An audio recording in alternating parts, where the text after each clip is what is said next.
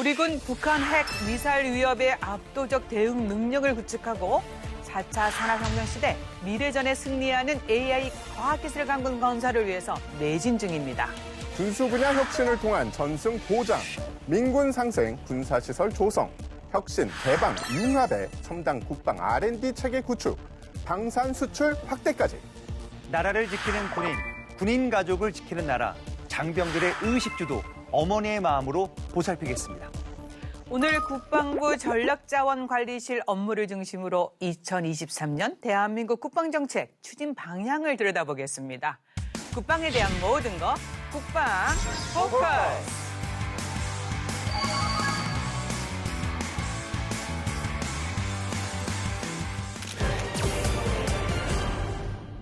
2023년 국방정책 추진 방향.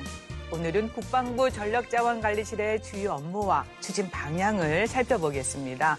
함께 얘기 나눌 분들 스튜디오에 모셨는데요. 안녕하세요. 안녕하십니까. 네, 직접 소개 부탁드립니다. 네, 안녕하십니까. 국방부에서 군수, 군사시설, 전력정책 분야 업무와 군공항 이전 사업 업무를 담당하고 있는 전력자원관리실장 유동준입니다. 안녕하십니까. 한국생산기술연구원 3D 프린팅 제조혁신센터장 손용입니다. 저는 2006년 대학원생 때부터 금속, 세라믹, 플라스틱 3D 프린팅 연구를 해왔고요. 그 당시에는 공정기술이 좀 미흡해서 시제품 제작, 형상을 만드는 수준이었다면 지금 현재는 품질이 많이 올라와 있습니다. 그래서 산업 현장, 군 현장에서 쓸 수 있는 3D 프린팅 공정기술을 연구하고 있습니다. 안녕하십니까. 한국국가전력연구원 전력개발센터장 방종관입니다. 무기체계 분야와 방위사업 분야를 주로 연구하고 있습니다. 네, 실장님 국방혁신 4.0 추진에 그 누구보다도 중책을 맡고 계셔서 바쁘실 텐데 네, 오랜만에 또 포커스 이렇게 찾아주셔서 감사드리고요. 우선 4차 산업혁명 시대 AI 과학기술 강군 건설을 위해서 국방부 전력자원관리실 임무 매우 막중한데 조금 더 소개해 주시겠습니까? 네. 그 AI 그리고 로봇, 빅데이터, 클라우드 등 과학기술은 미래 국가 경쟁력의 핵심이 되는 기술입니다. 그리고 국방 분야에 큰 변화를 일으킬 것으로 지금 중요시되는 그런 기술입니다. 특히 AI 기술 등 첨단 과학 기술은 북핵, WMD 위협에 고도화되고 있고 그리고 병역 자원이 감소되는 현 상황에서 이런 도전적 환경을 극복하는 기회 요인이 될 것이라고 저희는 생각하고 있습니다. 네. 이에 따라서 AI 기술 기반의 유무인 복합 무기체계, 전투체계를 구축하고 그리고 이를 위해서 AI 기술의 특성을 고려한 시험평가 제도를 마련하는 것, 더 나아가서 국방 AI 체계의 운영 및 그 발전을 총괄하는 전담 조직으로 국방 AI 센터 창설을 추진하고 있습니다. 최근 북한의 핵 미사일 위협에 대응하여 우리 군이 강력한 대응 체계를 구축하고 있는데요. 압도적인 대응 능력 어떻게 추진하고 있는지 실장님 말씀 부탁드립니다. 예, 그 한국형 삼축 체계는 크게 킬체인 그리고 한국형 미사일 방어 그리고 압도적 대량 응징이 세 가지로 구분됩니다. 네.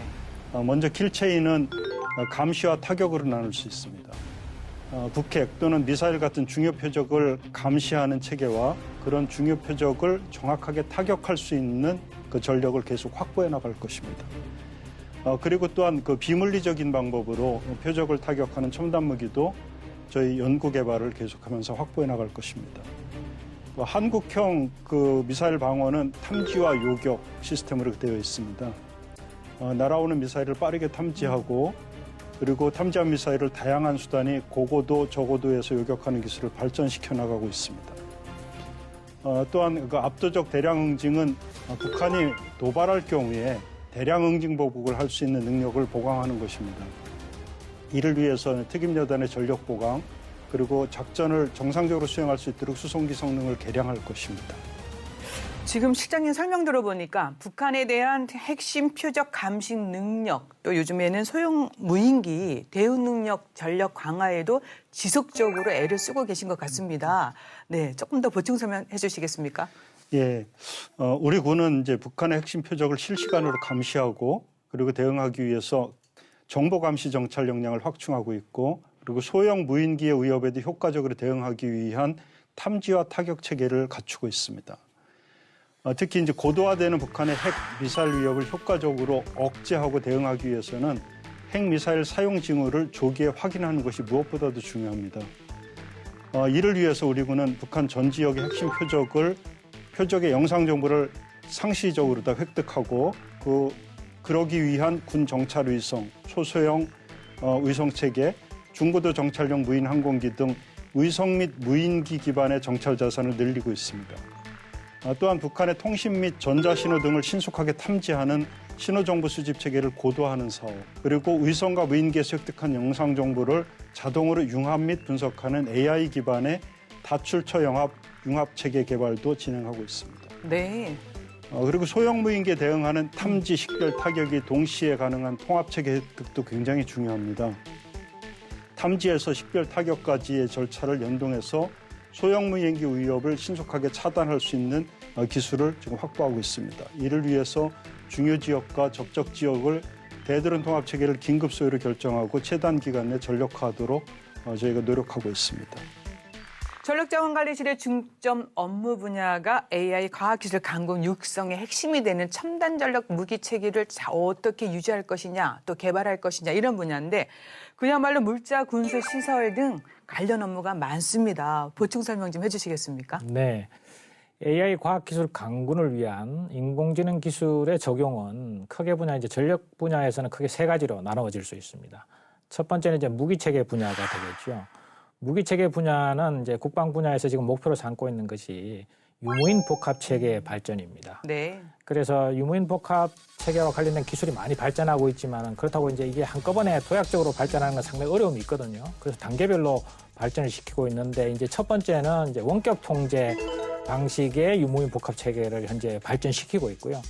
또 일부 지금 반자율 유무인 복합 체계라고 그래서 자율적인 어떤 성능 발휘도 되지만은 또 필요한 부분은 인간이 개입해서 이제 반자율 형태의 유무인 복합 체계를 발전시키고 있고요. 또 궁극적으로는 이것이 결국은 완전한 자율 형태. 물론 이제 최종적인 결정은 인간이 내리지만 결국은 이제 완전 자율 형태의 유무인 복합 체계 형태로 발전하고 있죠. 네. 두 번째는 이제 제도 개선 분야가 되겠습니다. 지금 인공지능 기술은 계속 이제 학습 과정을 통해서 계속 업그레이드가 되지 않습니까? 이 부분을 충족시키기 위해서는 결국은 이제 방위사업 제도 이런 부분을 개선할 수밖에 없습니다. 지속적인 성능 개량 또 시험 평가 방법도 달라져야 되거든요. 네. 그래서 그 부분을 지금 발전시키고 있고요.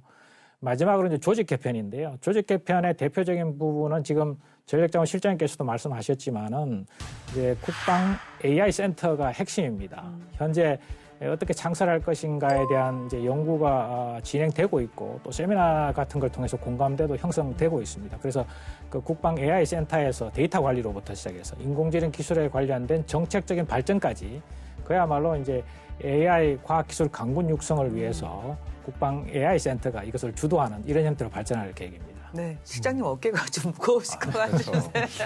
네. 네, 실장님 예전에 포커스에 출연하셨을 때 전반적인 업무에 대해서 상세히 한번 소개를 해주셨다면은 이번에는 2023년 새롭게 부각되는 중점 사업들에 대해서 먼저 간략하게 소개를 좀 부탁드립니다. 예. 23년 저희 중점 업무에 대해서 간단하게 좀 말씀드리겠습니다. 먼저 이제 군수 분야부터 말씀드리면은 군수 분야의 새로운 업무 중에서는 지역 상생 장병 특식 사업이라는 사업이 있고 또 방한 피복류 착용 체계를 개선하는 또 상용 이불 보급 그리고 국민 눈높이를 고려한 그 군복무 여건 보장을 위한 그런 사업들이 있습니다. 그리고 또 4차 산업혁명 과학기술이 접목되는 그 군수 빅데이터라든가 AI 플랫폼 구축 그리고 센서 데이터를 활용한 상태 기반 그 정비 체계 구축 등 군수 혁신 사업이 주요 그 군수 분야 핵심 사업이 되겠습니다. 그다음에 군사시설 분야는 각종 규제 완화라든가 군소음 피해 보상 등 국민 불편을 해소하기 위한 그 지역사회 상생 군사시설 조성 업무가 있고요. 그리고 특히 초급 간부의 주거 여건을 개선하기 위한 사업을 중점적으로 추진하고 있습니다.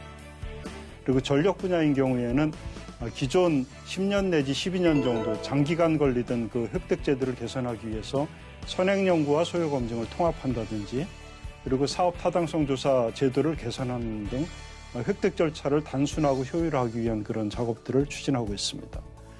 또한 국내 기술로 개발된 이제 KF-21 보람의 전투기의 시험 비행을 금년 내 종료하고 내년부터 본격적으로 양산 산업을 하기 위한 준비를 지금 하고 있습니다. 그리고 그 국방혁신 4.0의 핵심 과제 중에 하나인 국방 AI 센터를 창설하기 위한 국방 AI 센터 추진단을 가동하여서 지금 준비하고 있습니다. 군공항 이전 사업단에서는 주로 대구 군공항 이전 사업을 위한 기부대항의 합의각서 체결, 그리고 한미 포괄협정 체결 등을 준비하고 있습니다. 정말 국방 분야에 방대한 업무를 맡고 계십니다. 중점 사업을 말씀드렸는데 네. 그게 뭐 진짜 중요한 사업들이 다 중점 사업 안에 들어가 있네요.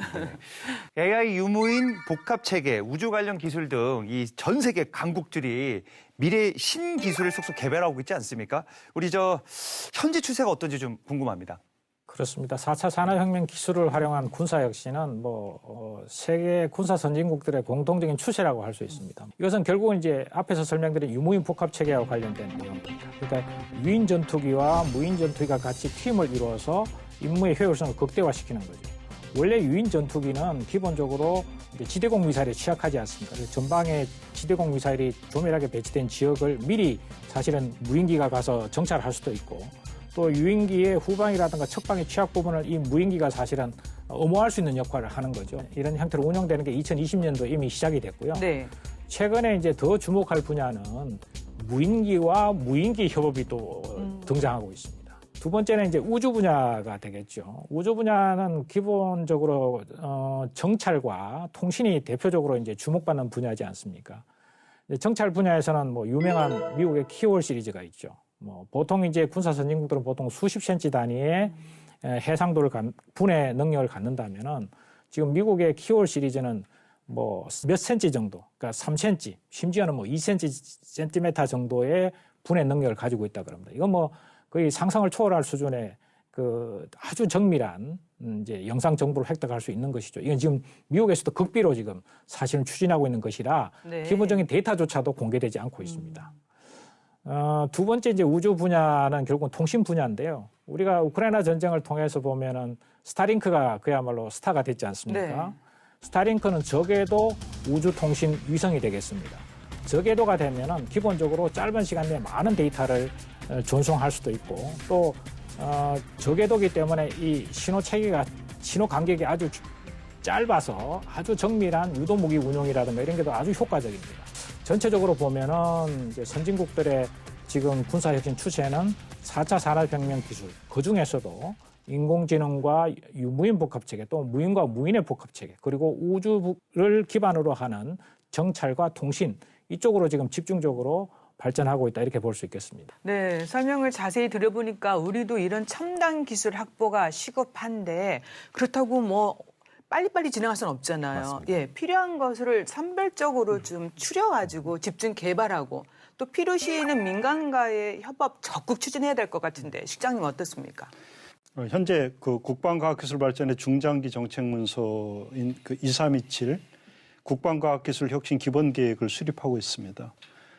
곧 발표 예정인데, 이 문서에는 국가안보를 위해서 집중적으로 투자해야 될 그 10대 분야, 그리고 30개의 국방 전략 기술이 포함되어 있습니다. 네. 10대 분야에는 주로 인공지능, 유무인 복합, 양자, 우주, 첨단 소재 이런 것들이 들어가 있고요. 그다음에 30대 국가 전략 기술에는 유무인 협업, 양자 암호 통신, 그리고 우주 기반 감시 정찰 이런 것들이 들어가 있습니다. 네. 그래서 국방부는 인공지능 또 유무인 복합 등 10대 분야와 30대 국방 전략 기술에 예산을 우선 투자하도록 재원 배분을 하고 있고, 그리고 기술 분야별 발전 방향을 제시할 것입니다. 예. 또한 그 민간의 그 첨단 기술이 국방 분야에 신속히 도입될 수 있도록 하기 위해서 군, 산, 학, 연 이 융합하는 소요기획과 연구개발 체계를 만들고 있습니다. 예. 지금 방금 언급해 주신 군산학연 협력을 통한 소요기획과 또 연구개발체계 구축 시급하잖아요.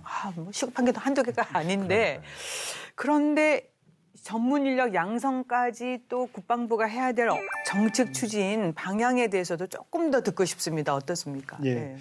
국방부는 군과 산학연 융합의 그 기술 계획을 위해서 한국형 DIU, 다시 말해서 국방혁신단 신설을 준비하고 있습니다. 이 국방혁신단을 통해서 민간의 우수한 첨단 기술이 국방 분야에 신속히 도입되도록 하는 제도를 개선하고 있는 것입니다. 한국형 DIU에서는 민간이 보유한 첨단 기술의 현황을 수집하고 분석해서 그리고 국방 분야에서 당면한 문제를 해결하기 위해서 민간의 혁신적인 아이디어, 기술 잠재력, 상용 기술 이런 것들을 매칭하는 가교 역할을 하도록 그렇게 할 것입니다. 네. 또 국방과학기술 전문 인력은 AI, 또 우주, 사이버, 또 무인자율 등 이런 분야에서 국방 전략기술 개발에 필요한 인력을 중점적으로 육성할 그럴 계획입니다. 전문 인력의 그 분야별 자격 요건을 정하고 그리고 전문 인력이 근무하는 직위를 지정하는 등 임무 특성과 그 인력 규모를 고려한 맞춤형 인사 관리가 되도록 이렇게 준비하고 있습니다. 네. 그럼 한국형 DIU는 만들어지는 거죠? 예, 그렇습니다. 예. 예, 첨단 기술을 국방 분야에 적용하기 위해서는 법적, 제도적 뒷받침도 필수일 것 같은데요, 센터장님. 그렇습니다. 먼저 이제 제도적인 측면에서 살펴보면요. 지금 이제 미국은 이제 이런 그 혁신을 위해서 국방 조직을 개편하고 있습니다. 대표적인 사례가 기존에 이제 획득 기술 군수 차관실이라는 게 있었습니다. 연구개발부터 무기체계 전략화 그리고 군수의 운영 유지까지 이걸 한 사람의 차관이 다 통괄하도록 한 겁니다. 그런데 4차 산업혁명 기술을 적용하다 보니까 연구개발 분야가 너무나 중요시 된 거죠. 그래서 한 사람이 다 하기에는 너무나 버겁다. 네. 그래서 이걸 분리시켰습니다. 그래서 연구공학 차관이라는 직책을 만들었고요. 동시에 획득 운용 차관실도 같이 이제 분리해서 했습니다. 그러니까 연구개발 파트는 연구공학 차관이 담당하고 그다음에 그것을 전략화하고 운영유지 파트는 획득 운용 차관이 담당하는 거죠. 또한 이제 획득 제도 개선 측면은 대표적으로 미국의 이제 그 중간 단계 획득 절차라는 게 있습니다. 영어로 이제 MTA라고 이야기를 하는데요. 비용 중심이 아니라 시간 중심으로, 일정 중심으로. 그러니까 최대한 5년 이내에 시제품을 만들거나 전략화한다는 목표를 설정해 놓고 그 기간에 무조건 맞추라는 겁니다. 네. 그래서 4차 산업혁명 기술이 워낙 빨리 발전하니까 그 속도에 맞추기 위해서 중간 단계 획득 전략, 획득 제도라는 걸 만들었고요. 또 하나의 특징은 이제 무기 체계가 지금 하드웨어보다는 소프트웨어가 중요시되고 있지 않습니까? 그래서 소프트웨어의 방위사업 절차를 따로 만들었습니다. 그러니까 포괄적으로 보면은 미국의 획득 제도의 특징은 뭐냐면은 무기 체계에 적용되는 기술과 거기에 사업의 특성에 따라서 각기 다른 트랙을 타라는 겁니다. 그런 제도를 발전시키고 있는 거죠. 결과적으로는 우리의 국방부도 이 분야를 중심으로 해서 이러한 방향성을 가지고 획득 제도를 지금 개선하고 있다 이렇게 보시면 됩니다. 네. 이 4차 산업혁명 시대 가장 앞서 나가고 있는 국가 하면 미국은 안 꼽을 수가 없습니다. 이 한미 군사동맹이 포괄적 전략동맹으로 발전하는 가운데 국방과학기술 협력 역시 확대해 나가야 되지 않을까 생각이 드는데요, 실장님. 예, 맞습니다. 오늘날 한 국가의 그 과학기술 수준은 곧 그 나라분의 무기체계 수준으로 나타나고 있고 또 과학기술이 전쟁의 승패를 좌우하는 그런 시대입니다. 따라서 그 동맹과 우방국가의 과학기술 협력은 그 어느 때보다 굉장히 중요합니다. 한미는 그 한미 동맹 차원에서 과학기술 협력 확대와 그리고 동맹의 힘을 극대화하는 노력을 지금 진행하고 있습니다.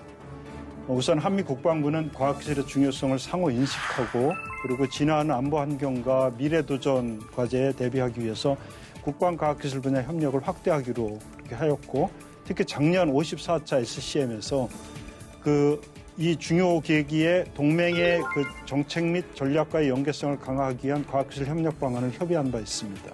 그리고 우리 정부도 한미 국방과학기술 협력 확대를 국정과제로 지금 정해서 추진하고 있고 한미 군사동맹을 과학기술 분야까지 확대하고 또 포괄적 전략동맹으로 발전시키고 과학기술 강군 육성의 기반이 되도록 계속 노력할 것입니다. 네. 올해도 방산 수출 증진을 위해서 범정부 차원에서 적극적인 지원 그리고 노력이 이어지고 있습니다.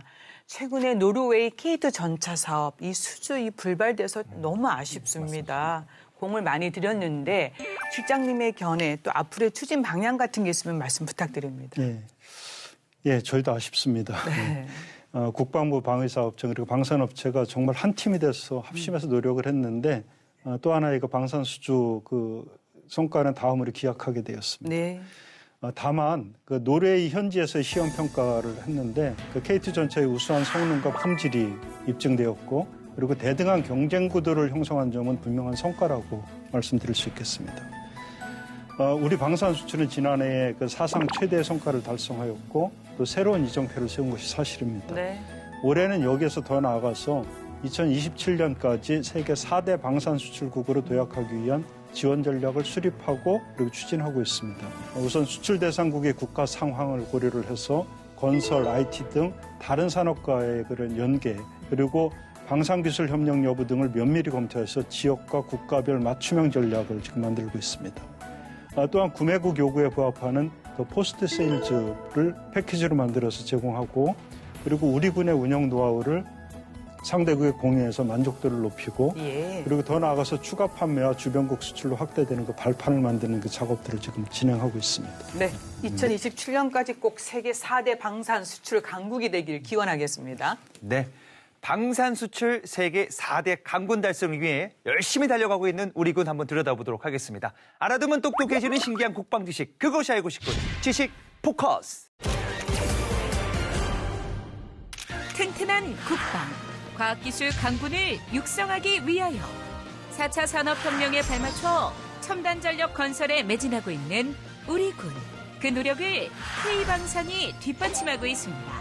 국방 분야 과학기술 R&D를 통해 군이 필요로 하는 첨단 무기 체계를 적시에 공급하는 것은 물론 2022년 기준 방산 수출 173억 달러를 달성하며 전 세계의 K방산의 위상을 드높이고 있는데요.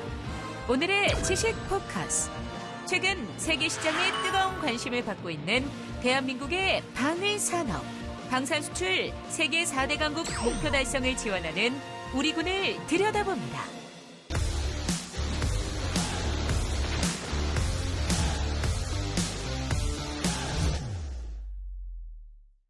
(2021년) 방위산업 수출 수주액 약 70억 달러를 기록하면서 처음으로 수출 수주액이 수입액을 넘어서는 성과를 보인 가운데 지난해인 2022년에는 173억 달러라는 사상 최대 규모의 방산 수출 성과를 달성하며 빠른 속도로 고공행진 중인 K방산인데요. 특히 작년에는 국가적으로 13만 개의 일자리를 창출하고 46조 원의 생산 유발 효과를 거두며 그야말로 대성을 이뤘다고 할 수 있습니다. 이처럼 발빠르게 성장하는 대한민국 방위 산업에 최근 폴란드, 루마니아를 비롯한 많은 국가에서 우리 무기 체계에 큰 관심을 보이고 있는데요. K 무기 체계 생산 시설 견학을 요청하거나 군 고위급 면담을 요청하는 사례가 빈번해지고 있습니다. 방산 수출이 성공적으로 이뤄지면 국가 경제에 이바지함은 물론 우리 군의 무기 체계 획득 시 비용 절감을 통해 첨단 강군 육성에도 큰 도움이 되는 선순환 구조가 이루어진다는 점에서 K방산의 성과는 AI 과학기술 강국 건설에 매진하는 우리 군에게도 고무적인 성과입니다. 경이로운 K방산 성과를 달성할 수 있었던 원동력으로는 바로 우리 방산 기업들의 수준이 세계적으로 높아졌을 뿐 아니라 자체 기술 개발과 혁신을 통해 수요국에서 요구하는 성능의 무기 체계를 적기에 공급할 수 있었던 점도 큰 보탬이 되었습니다. 더군다나 방산 수출은 단순히 무기를 판매하는 것이 아니라 안보 협력을 확장해 나가기 위한 효과적 수단으로서 우방국들과의 연대를 강화시키고 국제사회의 평화에 기여할 수 있습니다. 방산을 매개로 해당 국가의 신뢰를 쌓으면 순수 민간 분야의 수출 교두보를 확보할 수도 있다는 점도 우리 군이 방산 수출 지원에 적극 나서고 있는 이유인데요. 그렇다면 한국 방산에 전 세계 각군의 수요가 몰리는 이유는 무엇일까요? 국산 무기 체계가 북한군과 대치 중인 한국군에 실전적으로 배치되고 한미 연합훈련 등에서 실전적으로 검증되었다는 점이 한국산 무기 체계에 대한 신뢰도를 높였기 때문입니다. 한국 방산업계가 분단 상황이라는 대한민국 안보 상황의 특수성으로 인해 이미 일정 규모 이상의 생산 시설을 확보하고 있으며 향후 구매국에 대한 후속 군수 지원을 원활하게 할 수 있다는 점도 신뢰도를 높이는 요인 중 하나인데요. 방산 수출에 대한 정부의 강력한 의지와 지원도 주목할 만합니다. 국내외 방산 전시회를 통해 우리 무기 체계의 우수성을 세계 각국이 확인할 수 있도록 공군 블랙이글스 에어쇼, 화력 시범, 최신 장비 전시 등을 적극 추진한 점도 긍정적인 효과를 보였습니다. K방산의 눈부신 성장을 지켜보며 정부는 2023년 강력한 수출 지원 정책으로 방산 수출을 더욱 확대하겠다는 의지를 내비쳤는데요. 방위산업 지원을 위한 방위산업발전협의회를 확대 운영하는 것과 더불어 구매국에서 우리 무기체계의 품질에 만족하고 신뢰할 수 있도록 우리 군이 운용 노하우와 교육 훈련, 후속 군수 지원을 패키지로 지원하며 포스트 세일즈를 강화하겠다는 계획을 밝혔습니다. 방산 수출 확대, 방산 기반 강화, 첨단 전력 건설의 선순환 구조를 구현하겠다는 목표도 밝혔는데요. 이를 위해 관련 예산 증액과 기업별 맞춤형 정보 제공, 각종 방산 전시회를 통한 우리 무기체계 홍보, 고위급 국방외교를 통한 방산협력 추진 등 범정부적 지원을 강조했습니다.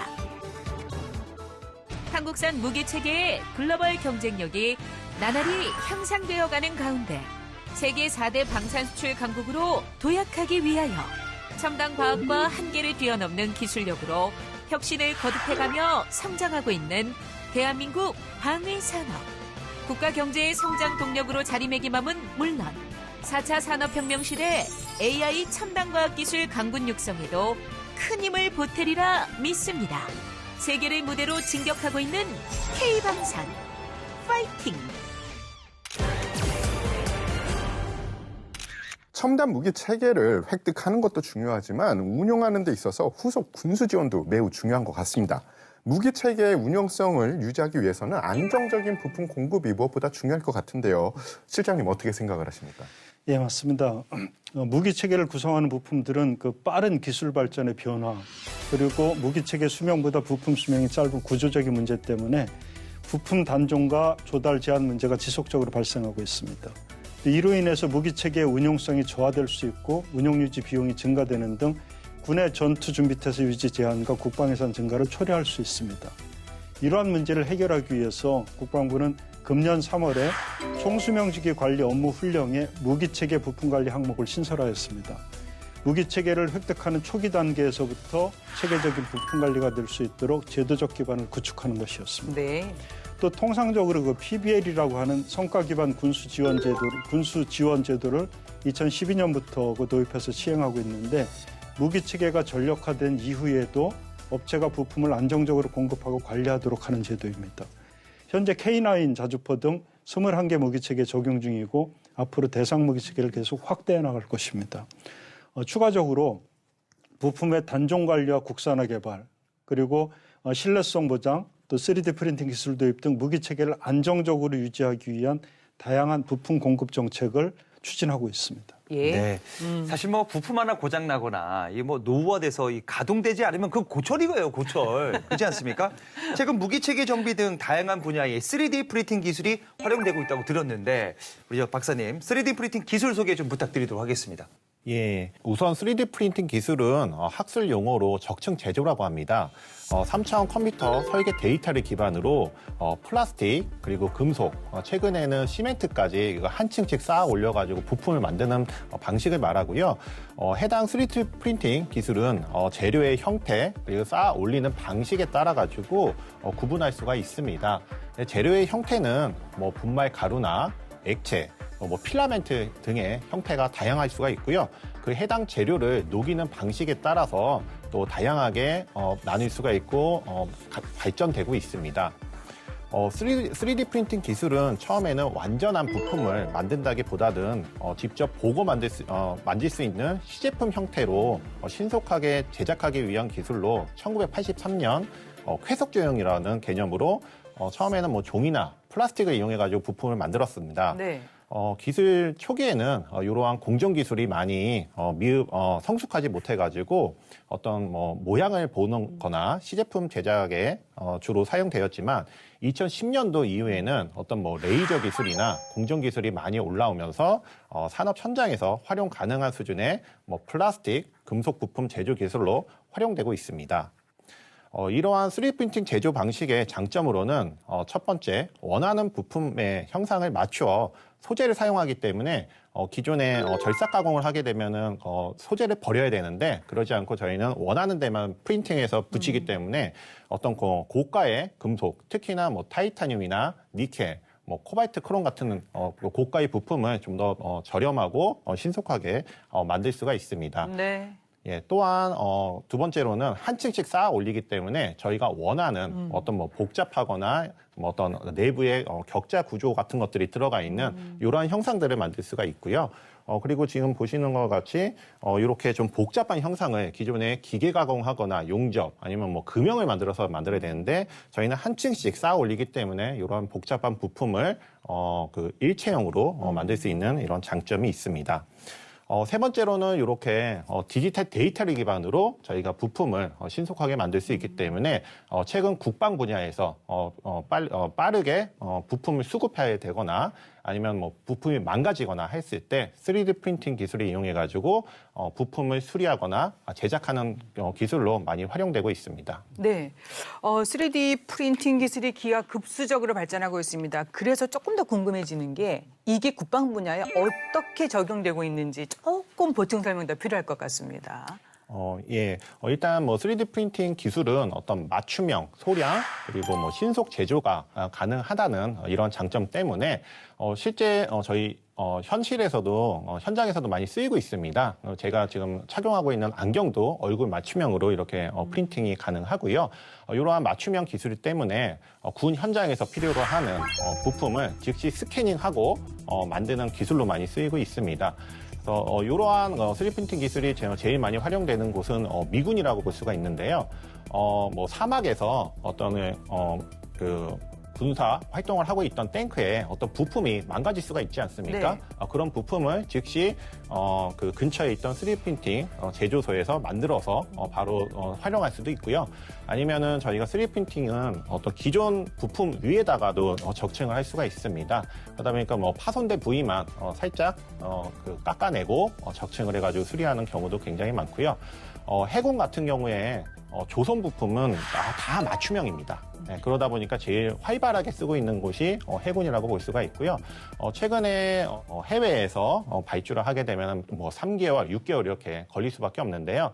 저희 센터에서 저희가 뭐 이틀 만에 이렇게 수리를 해가지고 바로 공급해드렸고요. 이렇게 만들어진 부품은 이제 품질까지도 이렇게 좀 어느 정도 보장이 되어 있기 때문에 네. 지금 현장에서 즉시 활용해가지고 군 현장에 투입된 사례들도 있습니다. 네. 그러니까 3D 프린팅 기술을 운영해서 시간도 절약되고요. 무엇보다 예산이 많은 절감을 가져올 수 있을 것 같아요. 그래서 실장님, 이런 3D 프린팅 기술을 운영해서요. 기술 향상 필요한데 지금 국방부에서는 어떤 노력을 하고 계십니까? 예, 방금 그 손 박사님께서 여러 가지 그 군 분야에서 적용 가능한 부분을 말씀해 주셨는데 우리 군도 금속 프린터를 3대를 지금 보유하고 있습니다. 금속 프린터 세대를 포함해서 총 32대의 3D 프린터를 각 군 정비창에 도입을 해서 활발하게 지금 국방 부품 생산 기반을 구축하고 있습니다. 또 국방 분야의 3D 프린팅 그 전문가 양성이 굉장히 중요한데 네. 전문가를 양성하기 위해서 저희가 인력을 양성했는데 약 139명의 전문 인력을 양성을 했습니다. 그리고 3D 프린팅 기술력을 계속 향상시키기 위해서 방금 말씀하신 손 박사님 팀의 그 한국생산기술연구원과 협업을 해서 총 37개 부품의 제조 기술을 개발 완료하였습니다. 예. 그리고 22년부터는 저희가 국방 분야의 3D 프린팅 활용 사례를 경진대회를 통해서 지금 국방 부품 제품 능력의 우수성을 지속적으로 더 확충하고 입증해 나가고 있습니다. 이러한 과정을 통해서 무기 부품 중에 조달이 어렵거나 또는 단종된 부품을 자체적으로 제작을 하고 예. 그리고 22년 한 해 동안 총 366개 품목 1만여 점의 부품을 제작하여 예산을 절감하였습니다. 앞으로도 저희가 무기 체계를 설계할 때부터 3D 프린팅 기술을 적용을 했고 활용할 수 있도록 국방 분야 3D 프린팅 기술 확산과 과학기술 강군 육성에 기여할 수 있도록 지속적으로 전문기관과 협조를 하고 자체적으로 역량을 확충해 나가도록 하겠습니다. 네. 일단 정비를 자주 하게 되면 인력, 시간, 경비까지 손실이 크다고 볼 수 있는데요. 그렇기 때문에 정비에 적합한 최적의 시점을 아는 것이 중요할 것 같은데요, 실장님. 예, 중요한 말씀이십니다. 그 정비의 상태를 실시간으로 그 장비 상태를 확인하고 그리고 잘 파악한 다음에 이상 징후를 사전에 식별한다 그러면은 최적의 정비 시점을 판단할 수 있고 그러면은 결국 비용을 줄이고 장비의 가동률을 그만큼 높일 수가 있습니다. 이 방대한 군수 데이터를 수집 분석 활용하기 위한 플랫폼 구축도 물론이고 이 무기 체계 가동률 평가를 실시간으로 하는 체계도 이 갖춰줘야 군수 지원이 원활하게 이루어질 텐데 어떻게 생각하십니까, 실장님? 예, 그 장비를 운용하는 도중에 고장을 예측할 수 없다면은 고장이 난 다음에야 이제 그 정비를 할 수밖에 없습니다. 근데 이제 국방부는 이러한 제한사항을 개선하기 위해서 상태 기반 정비 체계, 즉 CBM 플러스라는 이 체계를 구축하고 있습니다. 23년 3월에 저희가 CBM 플러스 특화 연구센터를 개소하였는데요. 이 센터에서는 이 CBM 플러스 핵심 기술을 개발을 해서 무기 체계에 내장되어 있는 각종 센서 데이터로 실시간으로 장비의 상태를 확인하고 평가하고 그리고 미리 결함을 진단을 하고 그리고 고장 상태를 미리 예측을 해서 최적의 정비 시점을 결정하도록 그렇게 하고 있습니다. 실시간으로 데이터를 저장 분석 처리하는 그런 AI 기반의 예측 알고리즘을 가지고 무기 체계의 잔여 수명을 예측하고 그리고 상태 기반의 예측 정비를 하게 된다면은 장비를 그만큼 효율적으로 해서 비용도 줄일 수 있고 그다음에 장비의 가동률도 높일 수 있는 그런 장점이 있습니다. 네. 주제를 좀 바꿔보겠습니다. 군에 자녀를 보낸 부모님들 안심하시라고 급식 분야에 엄청난 변화가 있습니다. 특별히 또 장병 특식이 있고요. 또 장병들이 직접 선택해서 급식을 또 발전시켜가는 뭐 장병 선호도를 강화시킨 게 아닌가 싶은데 반응이 좋다고 합니다. 실장님 현장 목소리 어떻습니까? 예. 장병들에게 이제 질 좋은 급식을 보급해야 된다는 것은 당면 과제이고 또 장병들의 그런 요구에 부응하면서 그리고 또 지역 주민과의 또 상생 이런 것들을 고려해서 월 1회 부대 주변 식당에서 장병들이 식사를 할 수 있도록 하는 지역 상생 장병 특식 제도를 시작을 했습니다. 네. 올해 4월부터 이제 본격적으로 시행을 하는데 장병들의 기대가 굉장히 큰 정책으로 지금 평가받고 있습니다. 또 하나는 장병들이 직접 선호하는 품목과 수량을 자율적으로 선택하도록 하는 그런 선택 급식 제도도 시행하고 있는데 우리 장병들이 현장에서 굉장히 만족한다는 이야기를 그 야전으로부터 듣고 있습니다. 그럼 장병 특식은 지역에서 생산되는 거를 좀 이렇게 좀 장병들이 선택할 수 있게 해주는 거예요?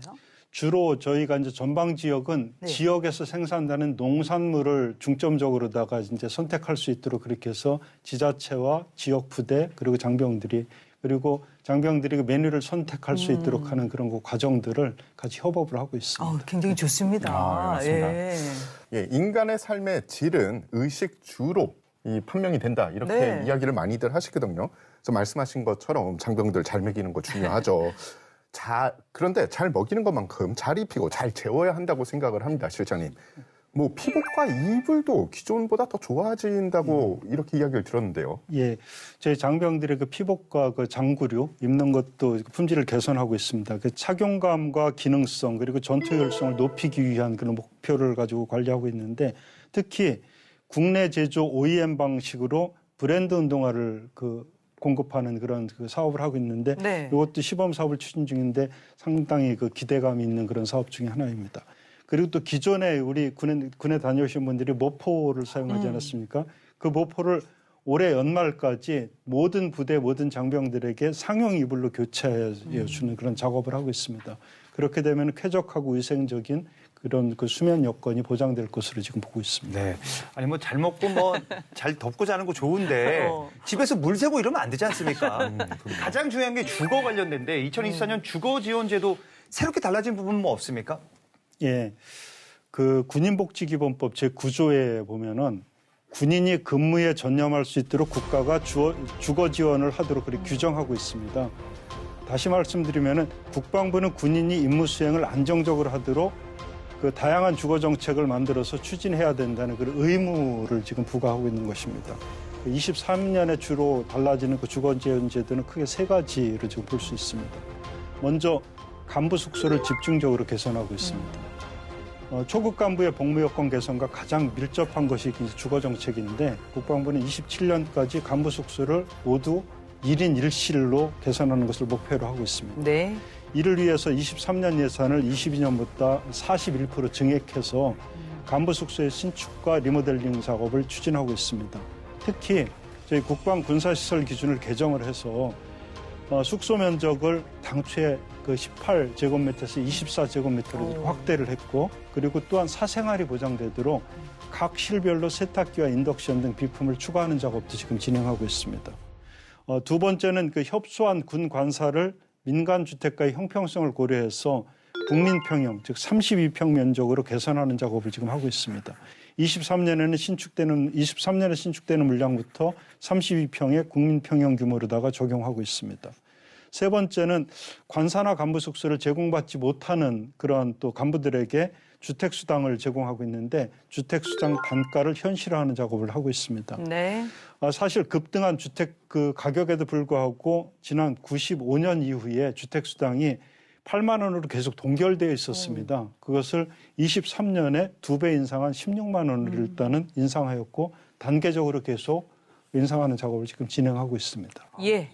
아주 반가운 소식이죠. 예.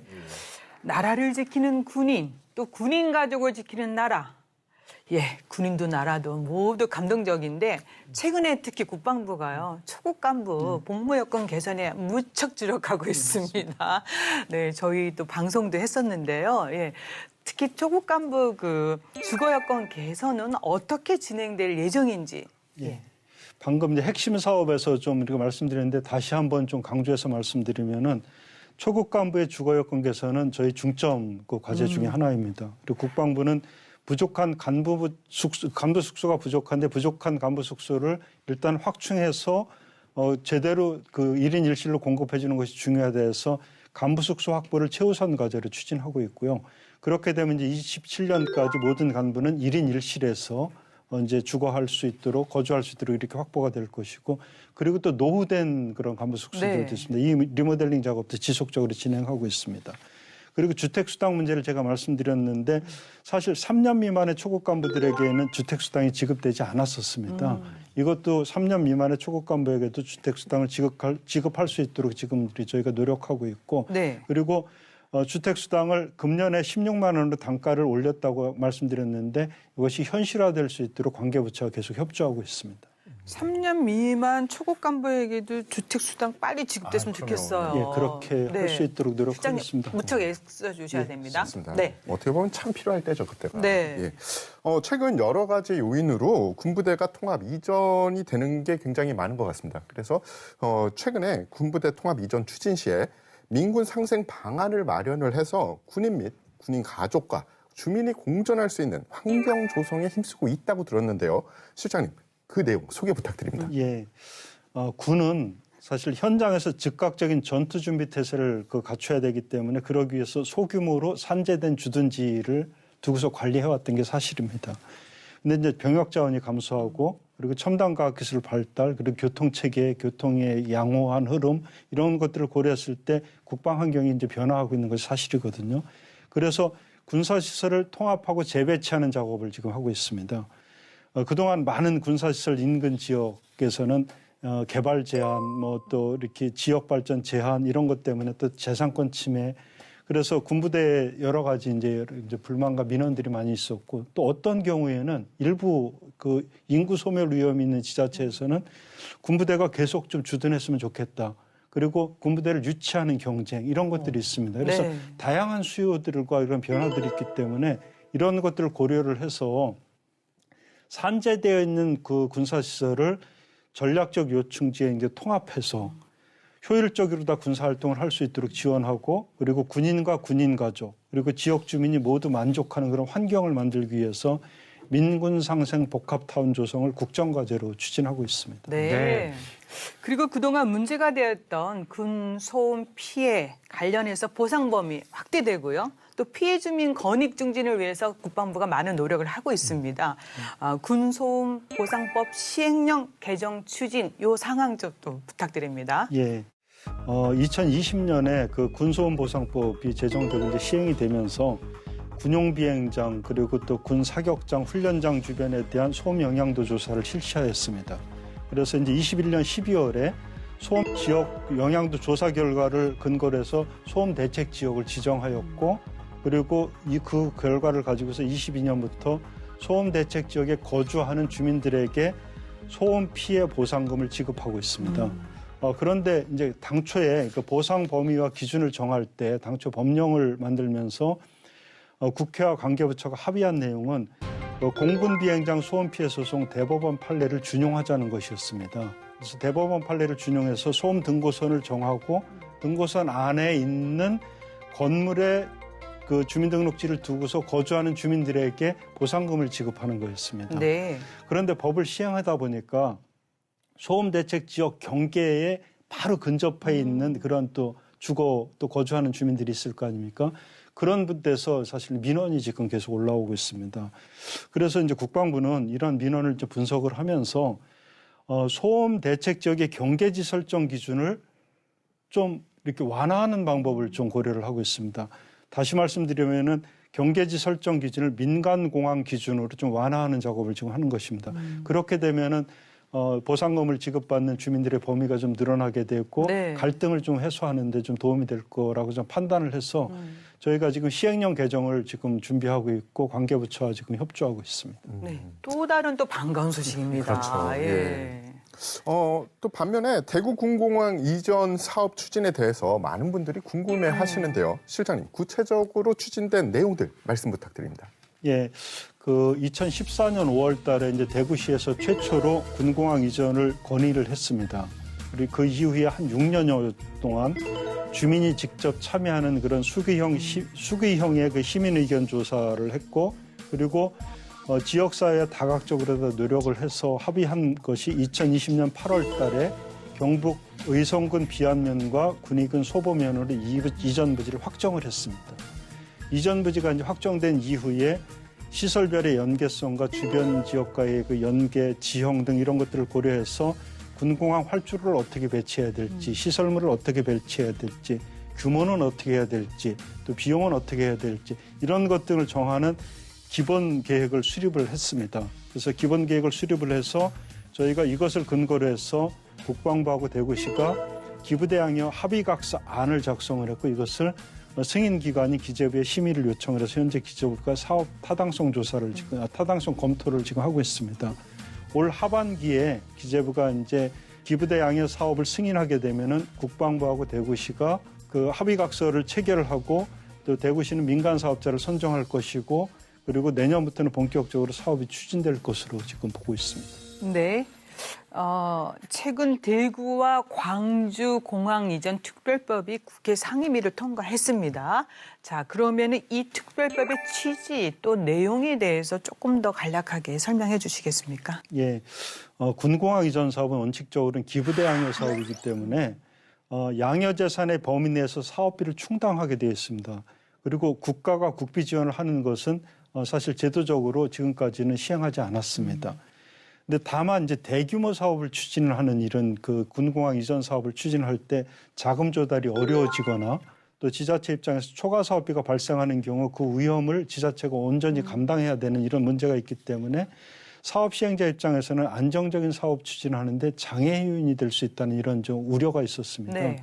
그래서 최근에 이제 그 국회 사실 엊그제 지난 주말에 이제 그 본회의까지 통과가 됐는데 본회의에 통과된 특별법에서는 이러한 지적사항을 수용을 하면서 국가가 예산의 범위 내에서 사업 시행자에 대해서 비용을 융자하거나 초과 사업비를 지원할 수 있도록 하는 그런 특별법을 제정을 했습니다. 그래서 구체적인 사업 그 지원 범위와 방식 등에 대해서는 대통령령으로 이제 지정할 예정인데 저희가 특별법 통과를 계기로 해서 사업 시행자 우려 사항이 상당 부분 해소되었고 그리고 군공항 이전 사업이 신속하고 안정적으로 추진할 수 있는 근거가 좀 마련됐다고 말씀드릴 수 있겠습니다. 네.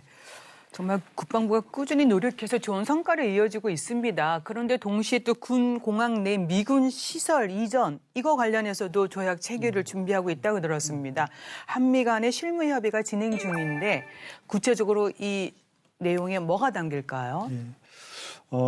이제 대부분의 군공항 그리고 이제 그 국가 거점이 되는 중요한 군공항에서는 유사시에 한미 공동작전 수행을 하기 위해서 미군 시설과 구역들이 존재하고 있습니다. 그 군공항을 이전할 때는 미군 시설 이전도 같이 동반 이전을 해야 되는 이런 그 이제 문제가 있는 거죠.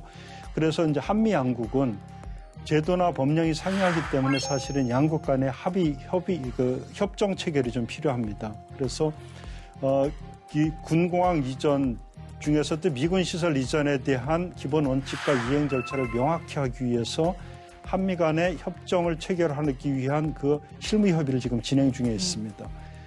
동조약의 이러한 그 조약의 그 목적은 기본적으로 미군 시설 이전이 안정적으로 되면서 그 기본적인 그 절차와 이행 그 체계를 갖다 규정하는 건데 구체적으로 소파의 조직 구성, 또 공여 및 반환 절차, 한 측이 제공하게 될 그 이전 비용의 그 규모, 그리고 용역의 종류, 대체 시설의 기준과 그다음에 소요 이런 것들이 이제 다양한 것들이 담기게 되는데 저희가 지금 실무 협의를 통해서 상당 부분 의견 접근을 보았고 연내에 협정이 타결이 되면은 이 협정을 조약을 체결하게 될 것으로 다 지금 보고 네, 있습니다. 그렇군요.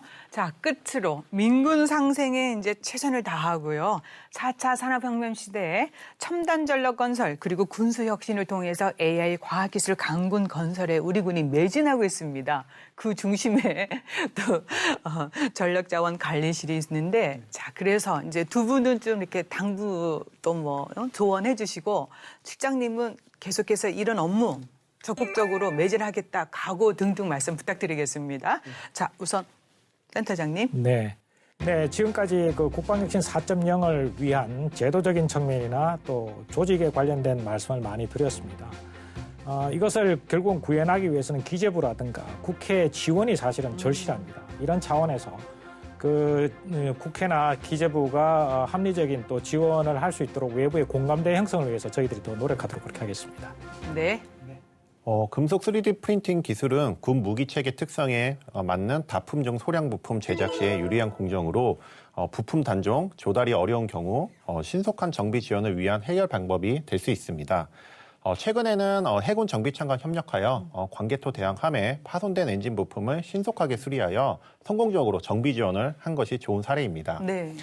국내 3D 프린팅 기술은 외국에 비하면 기술적이나 활용성 면에서 아직 많이 미흡하지만 외국과 비교하여 불과 5년 정도의 짧은 기간 동안 산업 현장에 활용 가능한 기술로 확보해 나가고 있습니다. 한국생산기술연구원은 3D 프린팅 기술의 품질을 확보하고 검증 데이터를 만들어 군 현장에서 활용 가능한 수준의 다양한 부품 제작이 가능함을 보여드리도록 하겠습니다. 예. 4차 산업혁명 시대에 우리 군도 AI 과학기술 강군 건설이라는 목표에 맞게 3D 프린팅 기술이 국방 분야에 더욱 확산되길 바라면서 앞으로도 국방부와 협업을 통해 기술력 향상과 전문 인력 양성 등에 아낌없는 지원을 하도록 하겠습니다. 예. 시장님 마무리 말씀. 예. 네. 우리 군은 그 첨단 과학기술 분야에 이제 국방 역량을 집중하면서 국방혁신 4.0 기본 계획이 성공적으로다가 이행될 수 있도록 전력자원실 전 분야 업무에 집중하도록 하겠습니다. 특히 지난 12월 북한 무인기 침투시 느꼈던 그 뼈아픈 감정을 저희 획득 제도 개선, 또 삼축 체계의 획기적 강화, 그리고 국방 AI 유무인 복합 체계를 구축하는 노력으로 승화시키도록 하겠습니다. 끝으로 전력자원실장으로서 튼튼한 국방, 그리고 과학기술 강군을 만들기 위해서 합리적인 의사결정, 그리고 올바른 정책을 할 수 있도록 최선의 노력을 다하겠습니다. 네. 국방혁신 4.0 원동력이 가동 중이지 않습니까? 네, 계속해서 군수, 물자, 시설 등 첨단 전력 건설에 매진해 주시고요. 두 분은 계속해서 실장님께 조언도 해 주시고 또 어떨 때는 당부도 좀 해 주시고 함께 해 주시기를 또 거듭 부탁드리겠습니다. 네, 도움 말씀 여기까지 듣겠습니다. 고맙습니다. 우리 군이 4차 산업혁명 시대에 발맞춰 AI 과학기술 강군 건설에 최선을 다하고 있습니다. 북한의 핵 미사일 위협에 즉각 대응 체제를 갖추고 힘에 의한 평화 구현, 미래전 승리를 향해 나아가는 우리 군의 노력에 국민 여러분 많은 성원 부탁드립니다. 국방에 대한 모든 것 국방 포커스 오늘 여기까지입니다. 저희는 다음 시간에 다시 찾아뵙겠습니다. 감사합니다. 감사합니다.